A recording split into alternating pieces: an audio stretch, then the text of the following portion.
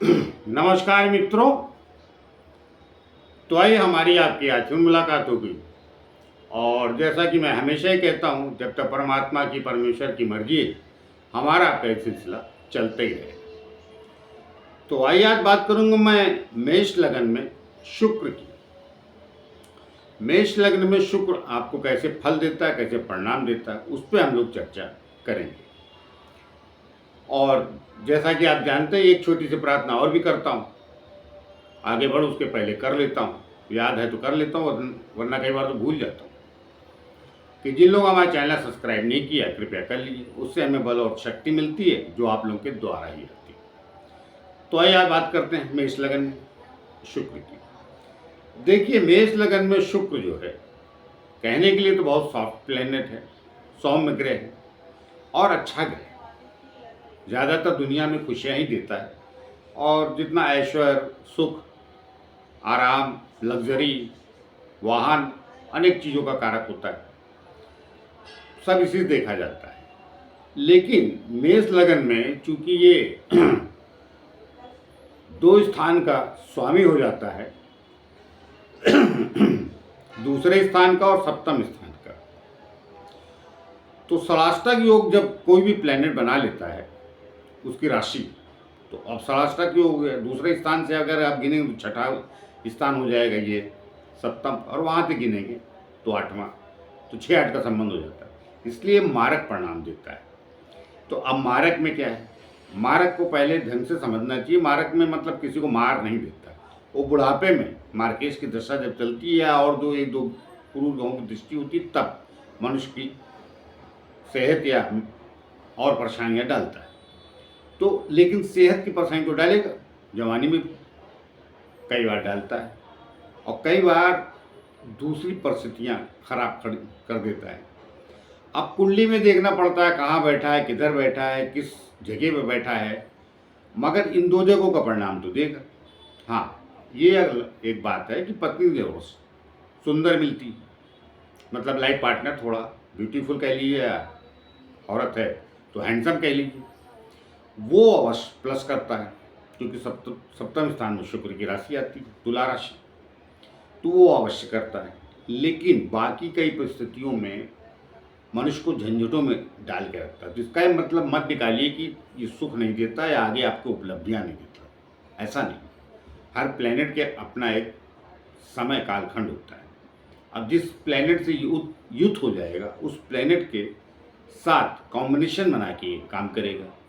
अकेला बैठा है तो अच्छा है, तो भी 2 स्थान का तो फल देगा, दूसरे का सप्तम का। तो अब क्या होता है कि कई बार जब मनुष्य की अच्छी दशा चलती है, स्वग्रही बैठा है, मान लीजिए दूसरे स्थान पर वृषभ राशि में बैठा है तो स्वग्रही, तुला में बैठा है तो भी स्वग्रही। तो दशा वगैरह जब आती है तो कई बार बहुत ज्ञानी लोग कह देते हैं ये तो कमाल की दशा है, स्वग्रही प्लेनेट है, धन स्थान का स्वामी है, सप्तम का स्वामी, व्यापार स्थान का स्वामी है, यहाँ से ये बड़ा करिश्मा कर देगा। लेकिन ऐसा होता नहीं, कई बार खराब फल दे जाता है। जो आप ऐश्वर्य और सुख सोच रहे हैं, राजयोग सोच रहे हैं, पता चला वो नहीं मिला, स्थितियां खराब हो गई। तो अब इसकी दशा भी लंबी चलती, 20 साल की। तो अब 20 साल की दशा है तो सारी तो नहीं खराब जाएगी, अगर आपका ग्रह अच्छा बैठा है, ये स्वग्रही भी बैठा है तो भी। बाकी और कहाँ बैठा है, किधर बैठा है, उस बात में आता हूँ। बैठा है मतलब ये पूरी तरीके क्या परिणाम देता है, ओवरऑल बात करूँगा। तो एग्जाम्पल के तौर पे मैंने आपको कहा कि स्वग्रही तो सबसे बढ़िया हुआ, और उच्च का हुआ तो 12वें स्थान पे जाएगा, उच्च का हो गया, मीन राशि आएगा ना, वहाँ उच्च का हो जाएगा। तो अब वहाँ तो ये देखना पड़े गुरु कहाँ गया, मगर ये होने के बावजूद भी वो परिणाम आपको नहीं मिलेगा जो आप उम्मीद लगाए बैठे हैं दशा काल में। पत्नी से झंझट हो जाएगी, कुटुंब से झमेले हो जाएंगे, आर्थिक स्थिति खराब होगी, ये पहले उसका ही परिणाम देगा। मैं आपको आगाह किए दे रहा हूँ मेष लगन वालों को। क्या होता है, कई बार जब कुंडली की सही विवेचना या सही जानकारी नहीं होती है, तो अब स्वग्रही प्लैनेट लिखा है किताबों में अच्छा होता है, बिल्कुल सही बात है, अच्छा होता है, लेकिन ये तो नहीं लिखा कि उसमें मेष लगन में खराब होता है। वो तो आगे आप पढ़ेंगे तो पता चलेगा कि मेष लगन में ये मार्केश का फल दे जाता है, तो ये खराब स्थितियां पैदा करेगा। लेकिन 20 साल की दशा चलती है तो ये पूरा कालखंड इसका खराब नहीं होगा, 2 में 1 स्थान का ये फल अच्छा देगा, ये पक्की बात है। 20 साल की मान लीजिए दशा चल रही है तो ये 10 साल गड़बड़ और 10 साल सही देगा। अगर कहीं क्रूर ग्रहों से दृष्ट नहीं, युत है तो कोई इतना गड़बड़ नहीं। क्या होता है, युति जब रहती है तो 2 साथ हैं, कुछ सपोर्ट है, मगर एक देख रहा है क्रूर दृष्टि से कहीं से, तो बिगाड़ने का ही यत्न कर रहा है। तो अब इसमें कर्मेश भी अगर इसको देख लेगा, आपका शनि कर्मेश और लाभेश होता है, 10वें स्थान का 11वें स्थान का, तो भी नुकसान पहुंचाएगा ये। मंगल देखेगा तो भी नुकसान पहुंच जाएगा, और मंगल देखेगा तो नुकसान पहुंचाओ, मंगल के साथ बैठेगा तो भी नुकसान थोड़ा आपको झेलना पड़ जाएगा। आपका लग्नेश है मंगल, जबकि तो कहीं न कहीं ये बहुत अच्छे परिणाम नहीं देता। सौम्य ग्रह होके भी वृषभ में, सॉरी, मेष लगन में, और स्थितियां कई बार दुभर करता है। लेकिन फिर मैंने कहा पूरा कालखंड खराब नहीं होता, एक समय के बाद उन्नति कारक होता है, और एक आयु बीत जाने के बाद तो पक्का जिस ग्रह के साथ युति करेगा उन दोनों का कॉम्बिनेशन से जोड़ आयु का निकाल के आप देखेंगे तो उस कालखंड में, उस आयु में ये क्या होता है, बेहतर परिणाम देने लगता है।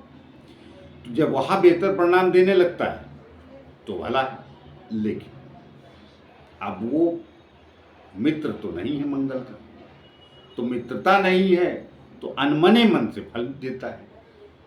तो जब खराब देने की बारी आती है तो फिर तो पूरे मन से देता है, जब अच्छा देने की बारी आती है तो अनमने मन से देता है। तो अब वो कुंडली के 12 घरों में कहाँ बैठा, मैंने उच्च का और स्वग्रही होके भी बता दिया। बाकी जगहों पे जाएगा 6, 8, 12 खराबी मानते, उसे 12वें शुक्र को बहुत अच्छा माना जाता है। कोई देखेगा तुरंत राजयोग बोल देगा, लेकिन उसका परिणाम आपको राजयोग जैसा नहीं मिलेगा। वो आधी स्थिति खराब करेगा, और कहीं अगर दृष्ट हो गया, और अगर इससे अंतरदशा में आने वाले प्लैनेट भी देखने पड़ते हैं, वो भी देख लीजिएगा कि वो इससे कम 9 पंचम का योग बना के बैठे, 3 11 का बना के बैठे हैं, 4 10 का बना के बैठे हैं, या सलास्तक योग में, तो और स्थितियाँ खराब कर देंगे अंतरदशाओं में जब ग्रह आएंगे, क्योंकि ये कहीं न कहीं अनमने मन से फल देता है। तो स्थितियाँ थोड़ा दुभर करता है, लेकिन जैसा मैंने कहा कि सप्तम भाव का स्वामी तो पत्नी और सुंदर मिलती है, खराब ग्रहों की दृष्टि नहीं तो आपसे पटी खाने वाली, अच्छी आपको प्रेम करने वाली भी मिल जाएगी, लाइफ पार्टनर, पति, महिला की पत्रिका है तो पुरुष। लेकिन अगर दृष्टियाँ वगैरह हैं तो ये बहुत जल्दी दूषित भी होता है। कोमल प्लैनेट, चंद्रमा है, बुध हैं, शुक्र हैं, गुरु भी हो जाता है। तो सौम्य ग्रहों की तकलीफ ये है कि बड़ी जल्दी दूषित हो जाती है।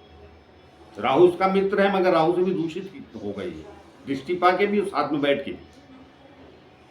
शनि के साथ बैठेगा तो मैं उसको दूषित नहीं कहूंगा, लेकिन दृष्टि पड़ेगी तो अवश्य होगी। हाँ, गुरु की दृष्टि में आ गया, बहुत बढ़िया है। बुद्ध के साथ भी नहीं जाना चाहिए, आपके लगन में बुद्ध भी अच्छे परिणाम नहीं देता। और मेष लगन वाले क्या होता है, साहसी होते हैं, जो फैक्ट है उसको जीते हैं, तो अपने स्वभाव में रह के जीजिए।